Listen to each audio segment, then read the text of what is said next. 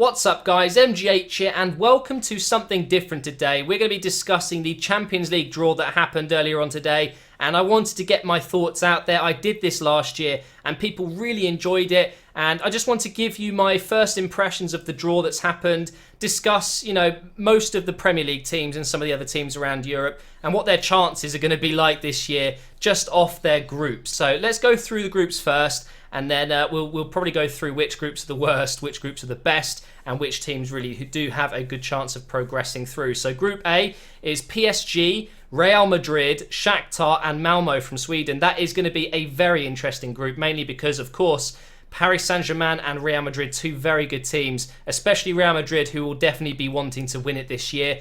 In Group B, we've got PSV, Manchester United, CSKA Moscow and Wolfsburg. Look at that, PSV versus Manchester United. It's going to be interesting for Memphis to be playing against his old club. In Group C, we've got Benfica, Atletico, Galatasaray and Astana. In Group D, we've got Juventus, Man City, Sevilla and Mönchengladbach. That's a very tough group, that. Four very good teams. In Group E, we've got Barcelona, Leverkusen, Roma and Bate. I'm not sure how you pronounce that one. I always get it wrong. Group F, which is the one with Arsenal, my team. We've got Bayern Munich and Arsenal. Of course, Bayern Munich. Olympiacos and Dynamo Zagreb. In Group G, we've got Chelsea, Porto, Dynamo Kiev and M Tel Aviv. And then in Group H, we've got Zenit, Valencia, Lyon and Ghent. So really, we've got a very nice balance of groups here. So let's start off with Group A. I've already mentioned Paris Saint-Germain and Real Madrid, two very big clubs. Paris Saint-Germain, I thought, did really well, especially up against Chelsea in last year's Champions League. And I think they're going to do just as well this year.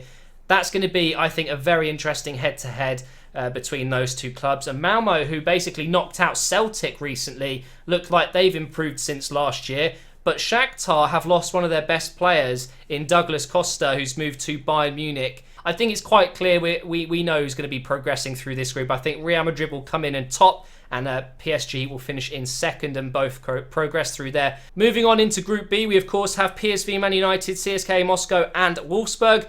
All very good teams. I think Wolfsburg and Manchester United have to be the favourites here, but I think PSV and CSKA Moscow could really show up some of their weaknesses and definitely do something. It would be interesting to see how Manchester United are going to fare back in the Champions League this year. Is it going to affect their form in the Premier League? It's always interesting to see what happens when clubs go into Europe and they've got so many more fixtures.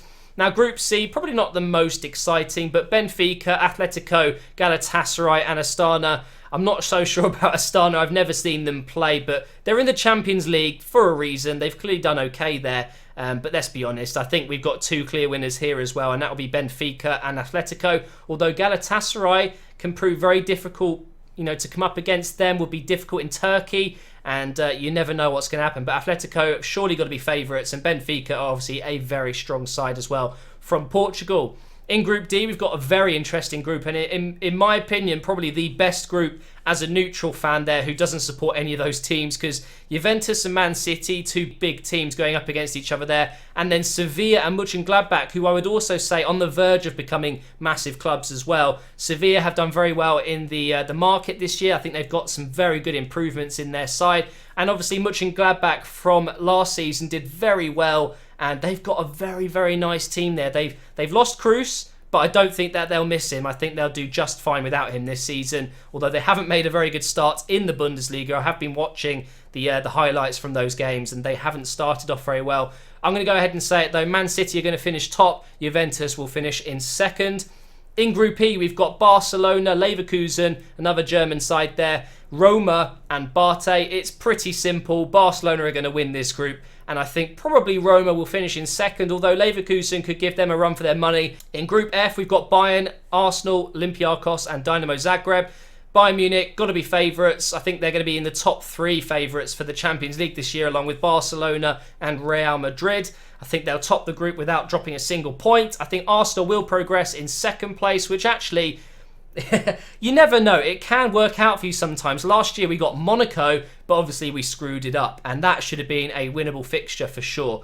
Now, Group G, I've got this thing with Chelsea. They seem to get pretty easy groups every year. Now, I'm not saying Porto, Dynamo Kiev and M Tel Aviv are easy teams, but let's be honest, with some of the other clubs that they could have got, they did get a little bit lucky here. I think Porto aren't quite as good as they have been in the past. I think Benfica really have closed that gap on them, if not overtaken them. I'm sure that'll get quite a few comments. But either way, Chelsea will go through in this group, no problems. I think they'll probably win all their matches with Porto in second. And then we've got Group H, Zenit, Valencia, Lyon and Ghent. Another very interesting group there. Lyon did very well last year, kind of tailed off towards the end. We've got Valencia, one of the surprise teams of last season. They've got such a good and young squad that I think, although they may lack a bit of experience in the big competitions like the Champions League, they will do just fine, I think, and they will progress. I think Lyon and Valencia will go through in Group H. That's my opinion. But in terms of my prediction for the Champions League this year, I am going for Barcelona, Real Madrid or Bayern Munich to win this competition. I think the final will probably Real Madrid and Barcelona. I've just got a feeling.